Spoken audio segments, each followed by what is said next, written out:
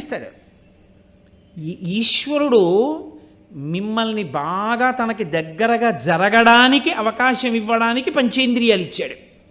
ఇచ్చి కంటితో నన్ను బాగా చూడు, ముక్కుతో నా నిర్మాల్యం వాసన చూడు, నాలుకతో నా ప్రసాదంగా తిను, చెవితో నాకు సంబంధించినవి విను. ఇప్పుడు వచ్చిన పెద్ద సమస్య ఏంటంటే అవే శత్రువులు అయ్యి, చూడకూడనివన్నీ ఇది చూస్తుంది, వినకూడనివన్నీ ఇది వింటుంది. అంటే దీనికి స్వాతంత్ర్యం ఏం లేదు, ఇవన్నీ మనసు వాడుకుంటోంది. ఈశ్వరా, ఇవన్నీ ఇచ్చిన వాడెవరు? నువ్వు. ఈ మనసు కూడా నువ్వే ఇచ్చావు. స్వామి, నీది ఈ మనసు. ఇది నువ్వు నాకిచ్చి నువ్వేమన్నావు? ఈ మనసు నీ దగ్గర పెట్టమన్నావు. అదొక్కటే నాకు రావట్లేదు. అది తైతక్కలాడి నన్ను పాడు చేసేస్తోంది. మన ఏవ మనుష్యానాం కారణం బంధమోక్షయో, ఇది బంధమోక్షములకు కారణం, కానీ నన్ను మోక్షం వైపు వెళ్ళనివ్వట్లేదు, పాడు చేసేస్తోంది.